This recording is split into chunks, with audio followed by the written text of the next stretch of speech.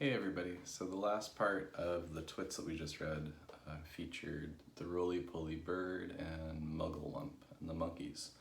And roly-poly bird had just warned the birds not to roost on the tree or else they'd be made into bird pie because Mr. Twit smeared the branches with that hug-tight sticky glue. So now this chapter is called Mr. and Mrs. Twit Go Off to Buy Guns. The next morning when Mr. Twit came out with his huge basket, not a single bird was sitting on either the monkey cage or the big dead tree. They were all perched happily on the roof of Mr. Twit's house. The roly-poly bird was up there as well, and the monkeys were in the cage, and the whole lot of them were hooting with laughter at Mr. Twit.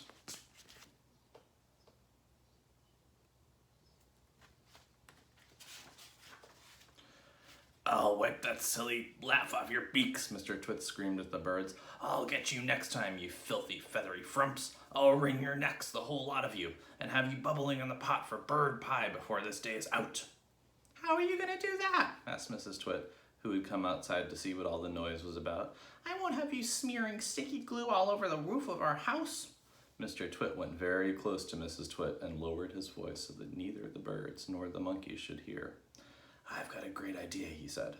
"We'll both go into town right away and we'll buy a gun each. How's that?" "Brilliant!" cried Mrs. Twit, grinning and showing her long yellow teeth. "We'll buy those big shotguns that spray out 50 bullets or more with each bang." "Exactly," said Mr. Twit. "Lock up the house while I go and make sure the monkeys are safely shut away." Mr. Twit went over to the monkey cage. "Attention!" he barked in his fearsome monkey trainer's voice. "Upside down, all of you, and jump to it. One on top of the other. Quick, get on with it, or you'll feel Mrs. Twit's stick across your backsides." Obediently, the poor monkeys stood on their heads and clambered one on top of the other, with Mugglewump at the bottom and the smallest child at the top.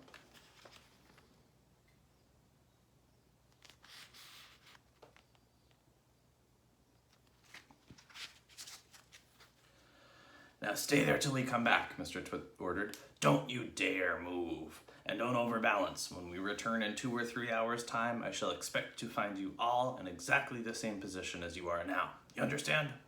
With that, Mr. Twit marched away.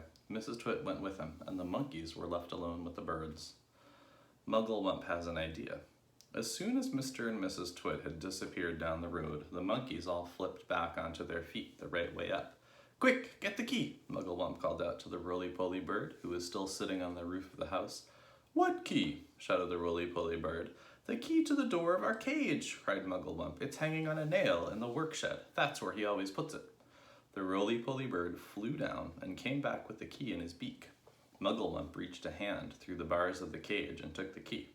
He put it in the lock and turned it. The door opened. All 4 monkeys leapt out together. "We're free!" cried the 2 little ones. "Where shall we go, Dad? Where shall we hide?" "Don't get excited," said Mugglewump. "Calm down, everybody. Before we escape from this beastly place, we have one very important thing to do." "What?" they asked him. "We're going to turn those terrible Twits upside down." "You're going to what?" they cried. "You must be joking, Dad." "I'm not joking," Mugglewump said.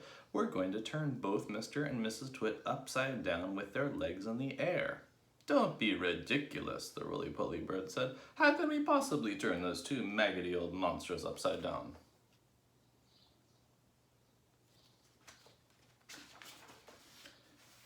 We can," cried Mugglewump. "We are going to make them stand on their heads for hours and hours, perhaps forever. Let them see what it feels like for a change." "How?" said the roly-poly bird. "Just tell me how." Mugglewump laid his head on one side, and a tiny twinkling little smile touched the corners of his mouth. "Now and again," he said, "but not very often, I have a brilliant idea. This is one of them. Follow me, my friends, follow me." He scampered off toward the house, and the 3 other monkeys and the roly-poly bird went after him. "Buckets and paintbrushes," cried Mugglewump. "That's what we want next. There are plenty in the workshed. Hurry up, everyone. Get a bucket and a paintbrush." Inside Mr. Twit's workshed, there was an enormous barrel of hug-tight sticky glue, the stuff he used for catching birds. "Fill your buckets," Mugglewump ordered. We're now going into the big house." Mrs. Twit had hidden the key to the front door under the mat, and Mugglewump had seen her do it, so it was easy for them to get in. In they went, all 4 monkeys, with their buckets of sticky glue. Then came the roly-poly bird, flying in after them with a bucket in his beak and a brush in his claw.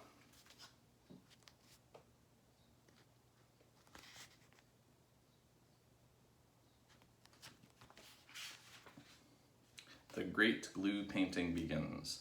This is the living room, announced Mugglewump. The grand and glorious living room where the two fearful, frumptious freaks eat bird pie every week for supper. Please don't mention bird pie again, said the roly-poly bird. It gives me the shudders. We mustn't waste time, cried Mugglewump. Hurry up, hurry up. Now the first thing is this. I want everyone to paint sticky glue all over the ceiling. Cover it all, smear it in every corner. Over the ceiling, they cried. Why the ceiling? Never mind why, shouted Mugglewump. Just do as you're told and don't argue. But how do we get up there? They asked. We can't reach. Monkeys can reach anywhere, shouted Mugglewump. He was in a frenzy of excitement now, waving his paintbrush and his bucket and leaping about all over the room. Come on, jump on the table, stand on the chairs, hop on each other's shoulders. Roly-poly can do it flying.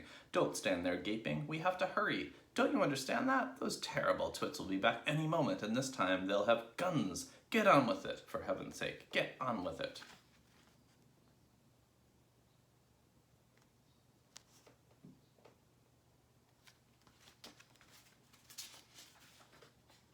And so the great glue painting of the ceiling began. All the other birds who had been sitting on the roof flew in to help, carrying paintbrushes in their claws and beaks. There were buzzards, wild ducks, woodpeckers, magpies, rooks, ravens, and many more. Everyone was splashing away like mad, and with so many helpers, the job was soon finished.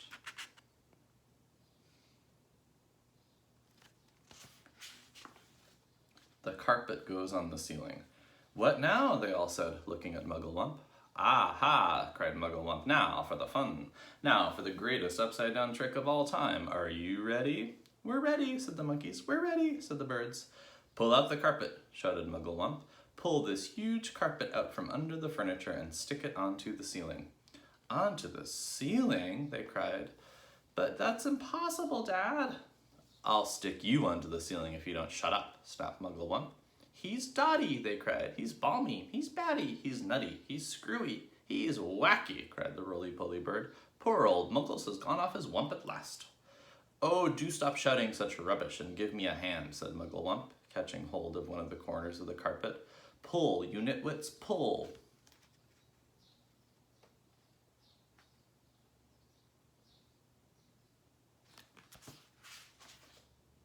The carpet was enormous. It covered the entire floor from wall to wall. It had a red and gold pattern on it.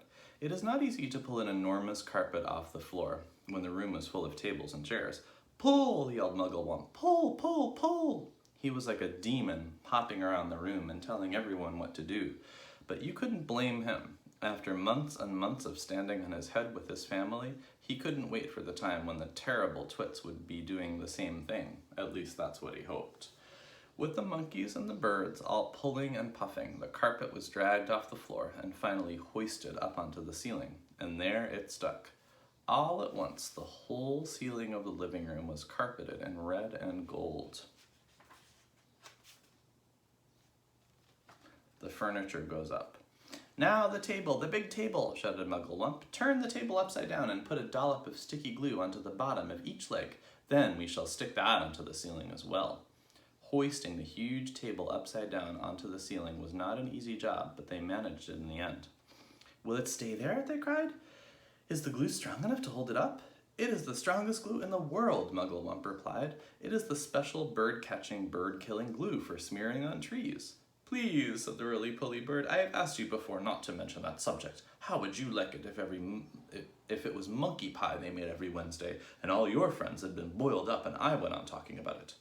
I do beg your pardon, said Mugglewump. I'm so excited I hardly know what I'm saying. Now the chairs. Do the same with the chairs. All the chairs must be stuck upside down onto the ceiling and in their right places. Oh, do hurry up, everybody. At any moment now, those two filthy freaks are going to come rushing in. The monkeys, with the birds helping them, put glue on the bottom of each chair leg and hoisted them up onto the ceiling.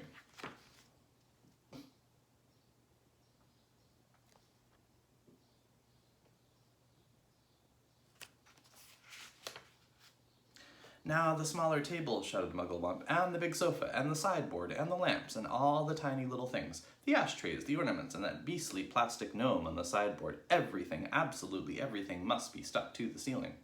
It was terribly hard work. It was especially difficult to stick everything onto the ceiling in exactly its right place, but they got it done in the end. "What now?" asked the roly-poly bird. He was out of breath and so tired he could hardly flap his wings. "Now the pictures," cried Muggle-Lump. "Turn all the pictures upside down, and will one of you birds please fly out onto the road and watch to see when those frumptious freaks are coming back?"